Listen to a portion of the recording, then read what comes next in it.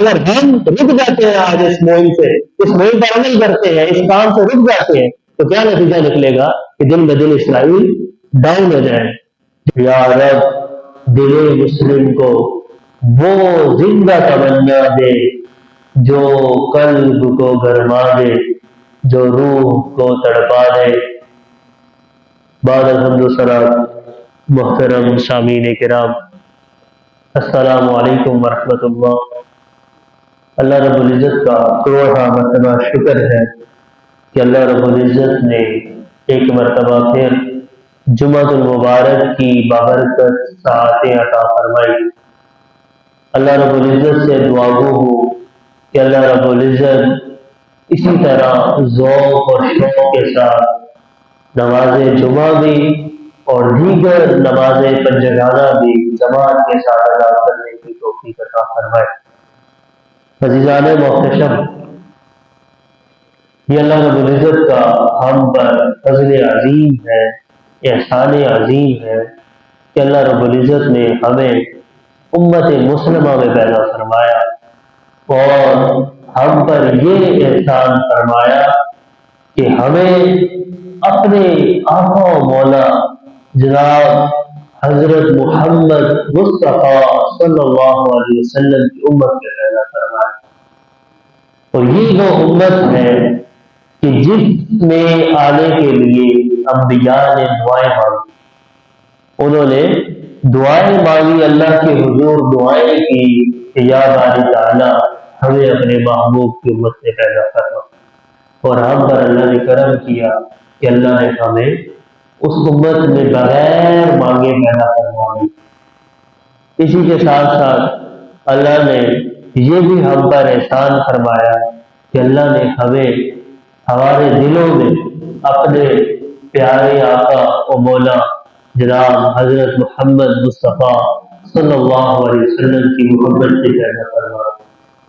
اور وہ نبی، وہ عظیم الشان نبی کہ جنہوں نے اس امت کے لیے سب سے زیادہ اللہ کے حضور دعائیں مانگی، اللہ کے حضور اپنی امت کے حق میں جو سب سے زیادہ ہوئے وہ آپ کے اور ہمارے آقا و مولا جناب محمد مصطفیٰ صلی اللہ علیہ وسلم کی ذات بابرکات ہے کہ ہمیں اللہ کے حضور پر قرب کرنے کے لیے ہر چیز سکھا دی، ہر بات سمجھا دی، اور ہمیں وہ تعلیمات، وہ چیزیں، وہ احکام بتا دیے جو اللہ کے قرب کا باعث ہے، جو دنیا و آخرت کی کامیابی کا ذریعہ ہے۔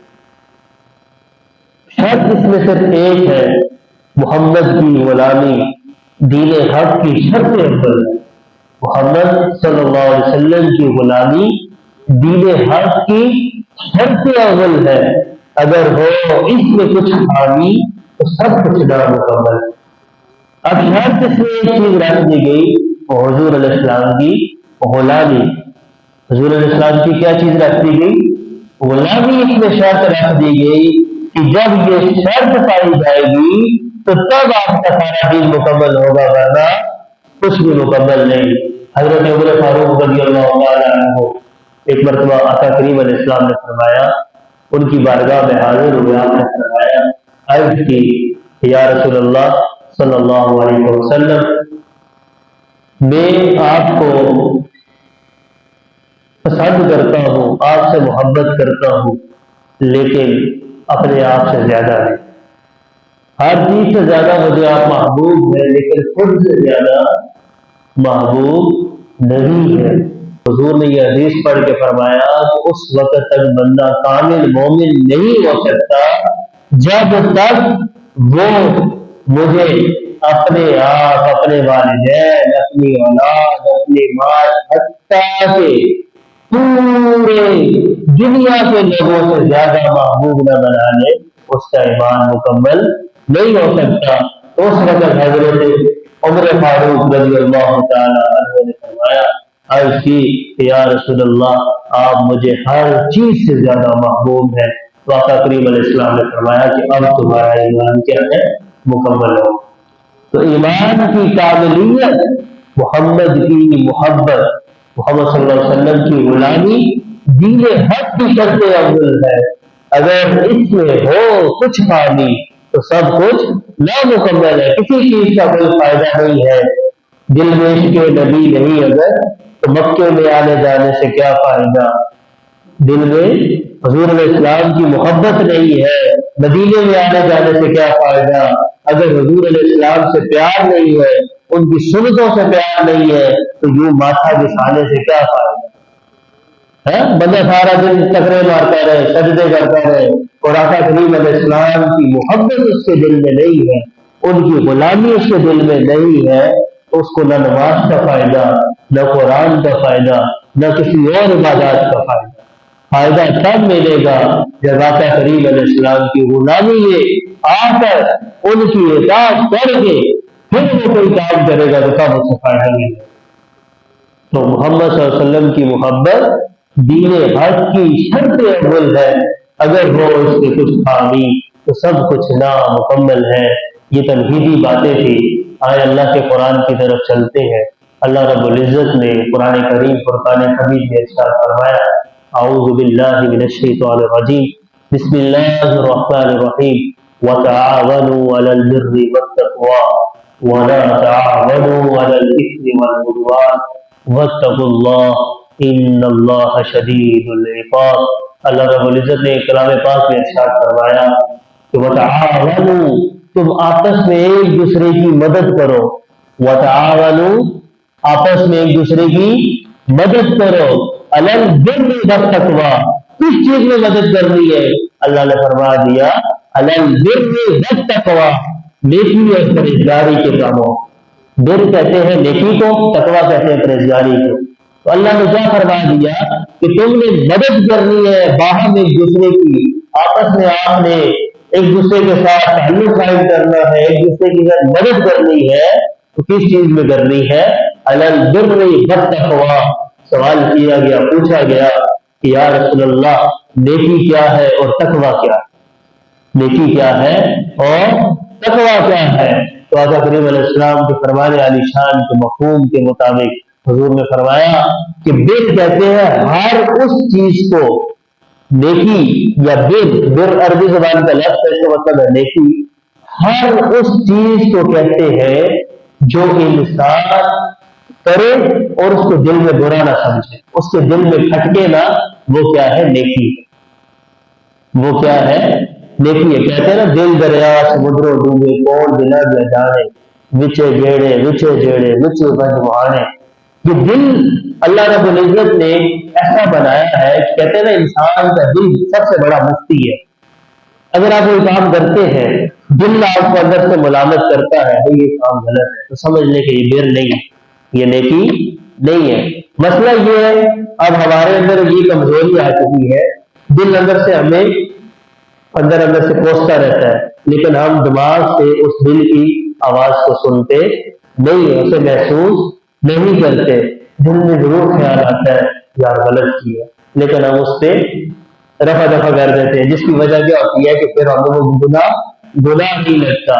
تو گناہ اس کو کہا جاتا ہے کہ جو آپ نے کیا اسے کرنے کے بعد آپ کا دل کھٹکنا شروع ہو گیا، تو سمجھ لیں کہ یہ غلط کام ہے، یہ کیا ہے؟ یہ غلط کام ہے، یہ گناہ ہے۔ اور اگر آپ کا دل کھٹکتا نہیں ہے اس کے بعد تو وہ کیا ہے؟ بر ہے، وہ تقوی ہے، وہ پرہیزگاری ہے۔ سمجھا گی نا کہ نیکی اس چیز کو کہتے ہیں ہر وہ کام، یا آپ اپنا قاعدہ بنا لیں، اس کو اصول سمجھ لیں کہ نیکی ہر وہ کام ہے جسے کرنے کے بعد آپ کو دل کی فیل نہ ہو، آپ کے دل میں کوئی کھٹکا نہ آئے، تو سمجھ لیں کہ یہ نیکی۔ تو اللہ رب العزت کا کیا فرمان ہے؟ یہ حکم ہے وَتَعَاوَنُوا عَلَى الْبِرِّ وَالتَّقْوَىٰ، نیکی اور پرہیزگاری کے کاموں میں ایک دوسرے کی کیا کرو؟ مدد کرو۔ وَلَا تَعَاوَنُوا عَلَى الْإِثْمِ وَالْعُدْوَانِ، ساتھ میں اللہ نے یہ بھی فرما دیا کہ گناہ کے کاموں میں اور زیادتی میں کسی کی مدد نہ کرو۔ وَلَا تَعَاوَنُوا عَلَى الْإِثْمِ وَالْعُدْوَانِ، گناہ کے کاموں میں اور زیادتی کے کاموں میں ایک دوسرے کی مدد قطعاً نہ کرو۔ پہلی چیز آ گئی، حکم دیا گیا کس چیز کا؟ کہ آپ نیکی اور تقوی کے کاموں میں، پرہیزگاری کے کاموں میں ایک دوسرے کی مدد کیا کرو؟ خریداری کے کاموں میں ایک دوسرے کی مدد کرو. آپ سمجھتے ہیں آج کل اتنا ماشاءاللہ ہر بندہ ہی اپنی اپنی جگہ پر ایک مقام رکھتا ہے، وہ سمجھتا ہے معاملات کو کہ نیکی کیا ہے اور برائی کیا ہے. ہر چیز سے پردہ اٹھ گیا ہے، لیکن اب پردہ کہاں سے اٹھانا ہے؟ اس دل سے اٹھانا.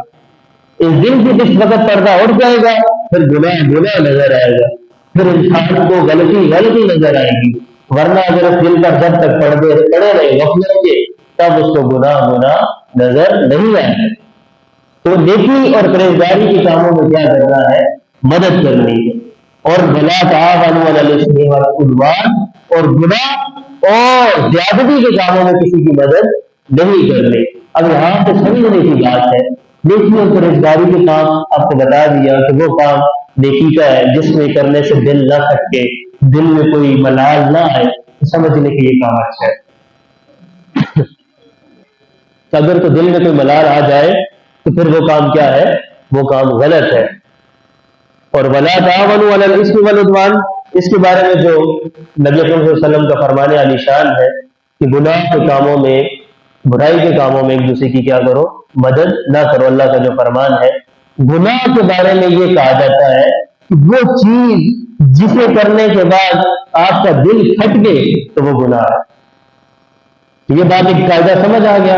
اس کے بعد آپ دیکھیں، مثال کے طور پہ ایک بندہ ہے، وہ رستے سے جا رہا ہے، وہ جا رہا ہے رستے میں، آپ کو پتا ہے کہ یہ بندہ نماز پڑھنے جا رہا ہے. آپ اسے سائیکل پہ، آپ کے پاس موٹر سائیکل ہے، کوئی بھی چیز، آپ اسے بٹھا کے مسجد تک اتار دیتے ہو. تو کیا ہے؟ یہ تعاون ہے، نیکی ہے، اس کا آپ کو ثواب ملے گا. وہی بندہ اگر وہ جا رہا ہے کسی شراب خانے میں، کسی جناب زنا کے کام میں جا رہا ہے، کسی گندی مجلس میں بیٹھنے کے لیے جا رہا ہے، آپ اسے لفٹ مانگتے ہیں، آپ اسے بٹھا کے وہاں پر اتار دیتے ہو، تو یہ بھی آپ اس کے ساتھ گناہ میں شریک ہو گئے. یہ بھی آپ اس کے ساتھ کیا ہو گئے؟ شریک ہو گئے. اب یہ اللہ کے اس قرآن کے اس مفہوم کو سمجھنے کے لیے ساری باتیں آپ کو بتا رہا ہوں کہ تعاون ہے نا، کہ نیکی اور کاموں میں پرہیزگاری کے کاموں میں تعاون کرنا ہے، اور برائی اور زیادتی کے کاموں میں ہم نے نہیں تعاون کرنا. الدال آقا کریم علیہ السلام کا فرمان علی شان، الدال علی الخیر کفاعلہ، جو کسی کو نیکی کی طرف لگاتا ہے، نیکی کی طرف راہ بتاتا ہے، تو وہ اس کی نیکی کرنے والے کی طرح ہوتا ہے. اس کی مثالیں میں نے پہلے بھی آپ کو دی تھی، مختصر سے پھر دے دیتا ہوں. ایک بندہ دوسرے کو کہتا ہے یار بڑوں کا ادب کرو، بڑوں کا کیا کرو؟ ادب کرو. وہ بڑوں کا ادب کرے گا، اسے اللہ کی طرف سے کیا ملے گی؟ رضا ملے گی، نیکی ملے گی. اب وہ بندہ جس نے یہ کام کیا، اسے مثال کے طور پہ 10 نیکیاں ملی اس کام کرنے کی. یا کسی کو آپ کہتے ہیں کہ جاؤ فلاں کو پانی دیو، وہ فلاں کو پانی دیتا ہے، پانی پلاتا ہے، 10 نیکیاں ملیں گی. 10 نیکیاں اس کو ملے گی جو پانی پلائے گا. جس نے اس کو اس نیکی کی طرف لگایا، اس بندے کو بھی 10 نیکیاں دی جائے. کتنا پیارا ہمارا دین. الدال علی الخیر کفاعلہ، نیکی کی طرف لگانے والا نیکی کرنے والے کی طرح ہے. اسی طرح الدال علی الشر کفاعلہ، جو برائی کی طرف لگاتا ہے، کسی کو گدا فلاں کو دفڑ مارا، فلاں کو گالی دیا، دفڑ مارنے کا جتنا گناہ اس کو ملے گا، اتنا ہی گناہ جس نے اس کو مشورہ دیا تھا یا جس نے اس کو اس کی طرف لگایا تھا ملے گا. اسی لیے اللہ نے قرآن میں فرما دیا کہ نیکی اور پرہیزگاری کے کاموں میں کیا کرو؟ ایک دوسرے کی مدد کرو، اور برائی اور زیادتی کے کاموں میں ایک دوسرے کی مدد نہ کرو. اب یہ سارا آپ کے سامنے مفہوم اور یہ مقدمہ رکھنے کا مقصد یہ تھا کہ آج کل آپ کے سامنے جو فلسطین پر، غزہ پر، مسلمانوں پر ظلم ہو رہا ہے، ان کے ساتھ زیادتی ہو رہی ہے، یہ سب اسرائیل کی کارکردگی ہے. سب جانتے ہیں اسرائیل جو ہے یہ یہود و نصارہ اسلام کے، مسلمانوں کے کھلے دشمن ہیں. ہم کیا کر سکتے ہیں؟ آقا کریم علیہ السلام کا فرمان علی شان کہ کیا کرو؟ وجاہدوا المشرکون بألسنتکم وبأیدیکم وبلسانکم وبأبصارکم، کہ مشرکوں کے مختلف روایت میں ہے، مختلف الفاظ کے ساتھ ہے. اس کا مفہوم یہ ہے کہ مشرکوں کے ساتھ جہاد کرو، قلم کے ساتھ، یعنی اپنے ہاتھ کے ساتھ جہاد کرو، اپنی زبان کے ساتھ جہاد کرو، اپنے جسموں کے ساتھ جہاد کرو، اپنے جناب آپ اسلحے کے ساتھ جہاد کرو. مطلب مختلف روایتوں میں مختلف الفاظ ہے. حکم یہ ہے کہ آپ مشرکوں کے ساتھ کیا کرو؟ جہاد کرو. مشرکوں کے ساتھ کیا کرو؟ جہاد کرو. آج ہم مسلمان ہیں، ہمارے مسلمان بھائیوں کے ساتھ ظلم ہو رہا ہے، تو ہمیں جہاد ان کے ساتھ اگر ہم کرنا چاہتے ہیں، ان کا تعاون کرنا چاہتے ہیں کہ کیا وتعاونوا علی البر والتقوی ولا تعاونوا علی الاثم والعدوان۔ اب یہ جو اسرائیل ہے، یہ چھوٹا سا ملک پوری دنیا پر حکومت کر رہا ہے، تو کس وجہ سے کر رہا ہے؟ یہ اپنے پروڈکٹس کی وجہ سے کر رہا ہے، یہ اپنی مصنوعات کی وجہ سے کر رہا ہے۔ اسی لیے آج کل سوشل میڈیا پر ہر جگہ پر یہ مہم چلائی جا رہی ہے، بتایا جا رہا ہے کہ بھائی اسرائیل کی مصنوعات کو استعمال نہ کرو، اسرائیل کے ساتھ ایسا نہ کرو۔ کچھ لوگ سوچتے ہیں، سمجھتے ہیں کہ بھائی اس سے کیا ہوگا، میں مثال کے طور پہ ایک چیز نہیں لیتا، اس سے اسرائیل کو کیا نقصان ہوگا؟ بہت نقصان ہوگا۔ کیوں؟ ہم مثال کے طور پہ ایک عام سی مثال دیتا ہوں، ہر بندہ سمجھ جائے گا۔ میری کسی چیز کی فیکٹری ہے، کمپنی ہے، کوئی چیز بناتا ہوں، میں مجھ سے اگر کوئی لے گا نہیں تو میں جتنا بناتا ہوں مجھے پیسے واپس ملیں گے نہیں، تو الٹا نقصان میں جاؤں گا نا۔ مجھ سے کوئی چیز خریدے گا نہیں تو کیا ہوگا؟ نقصان ہوگا۔ تو یہی بات ہے، جب ہم اسرائیل کے پروڈکٹس نہیں خریدیں گے، اس کی چیزیں نہیں لیں گے، بڑے بڑے دکانوں سے ہم وہ چیزیں نہیں لیں گے، تو پھر کیا ہوگا؟ اسرائیل دن بدن ڈاؤن ہو جائے گا۔ چلے ایک دن 2 دن میں نہیں ہوگا، کم از کم 1 مہینے میں تو ہو جائے گا، 1 سال میں تو ہو جائے گا۔ وہ کیا کر رہا ہے اس ٹائم مسلمانوں کے ساتھ؟ گناہ بھی کر رہا ہے، زیادتی بھی کر رہا ہے، چھوٹے چھوٹے بچوں کا خون بہا رہا ہے۔ اور ہمارے مسلمان، جس کے بارے میں نبی صلی اللہ علیہ وسلم کا فرمان ہے کہ مسلمان کیا ہے؟ ایک جسم کی طرح۔ مسلمان کیا ہے؟ ایک جسم کی طرح ہے۔ جس طرح اگر آپ کے سر میں درد ہو جائے ساری رات جسم بے چین رہتا ہے، ایک دانت میں درد ہو جائے سارا جسم بے چین ہو جاتا ہے، تکلیف میں مبتلا ہو جاتا ہے، بندے کو ساری رات نیند نہیں آتی۔ اسی طرح مسلمان ایک جسم کی طرح ہے، چاہے وہ کہیں پہ بھی رہے، اگر اس کو تکلیف ہوتی ہے تو پوری امت مسلمہ کو تکلیف ہونی چاہیے، پورے مسلمانوں کو تکلیف ہونی چاہیے۔ یہ اخوت ہے، یہ بھائی چارہ ہے جس کا کریم علیہ السلام نے ہمیں درس دیا۔ ہم کیا کر سکتے ہیں؟ ہم زبان کے ساتھ بتا سکتے ہیں، کیونکہ ہمارے ہاتھوں میں ہتھیار نہیں ہے، ہم فوج میں نہیں ہے، ہمارے پاس کوئی طاقت نہیں ہے، قوت نہیں ہے، ہمارے ہاتھ ہے، ہماری زبان ہے، ہم لکھ کے بتا سکتے ہیں، ان چیزوں سے پرہیز کر سکتے ہیں جن چیزوں سے ہمیں تقویت ملتی ہے۔ حضور علیہ السلام نے یہ ایک مسئلہ یہ بھی سمجھ لیں کہ مشرکوں کے ساتھ یا کافروں کے ساتھ لین دین کے معاملے میں کوئی مسئلہ نہیں ہے، شرعی طور پر اجازت ہے، لیکن جب ان مشرکوں سے، ان کافروں سے اسلام کو خطرہ پہنچ رہا ہو، مسلمانوں کو خطرہ پہنچ رہا ہو، پھر ان کے ساتھ لین دین کرنا قطعاً حرام ہے، سختی کے ساتھ حرام، منع ہے۔ تو اس لیے ہم لوگ کیا کر سکتے ہیں؟ آج ہم یہاں پہ 20-50 بندے اگر ہم سوچیں، اس کا میں ابھی نیٹ پر چیک کر رہا تھا کہ ایک ان کا پروڈکٹ، مجھے ایک پاپڑ کھاتے ہیں بچے ہمارے گھروں میں، لیز کھاتے ہیں، ہم اسرائیل کا پروڈکٹ ہے، یہ لیز ایک کھاتے ہیں، اس لیز کی وجہ سے انہیں سالانہ بلینز کے حساب سے، کروڑوں کے حساب سے انہیں سالانہ اس سے آمدنی ہوتی۔ اگر وہ سوچیں ہمارے ہم اپنے بچے کو لیز سے منع کر دیتے ہیں، اس کے بجائے اب وطن میں کس کیسے گندے تیلوں میں بنا کر بیچتے ہیں، بچے بیمار بھی ہو جاتے ہیں، گلے بھی خراب ہو جاتے ہیں، نقصان بھی دیتی ہیں وہ چیزیں۔ اگر ہم ان چیزوں سے پرہیز کروا لیں، خود بچوں کو گھر میں چپس بنا کے دے دیں، نہ بچے کھائیں، ایک تو ہمارے پیسے بھی بچے، دوسرا ان کو نقصان پہنچے گا، جس کی وجہ سے اب وہ جو پیسے وہ لیتے ہیں وہ لے کر جناب اسلحہ لے کر بیچارے رہتے مسلمانوں پر وہ ظلم کرتے۔ تو یہ سمجھ لیں کہ ہماری طرف سے تعاون جا رہا ہے۔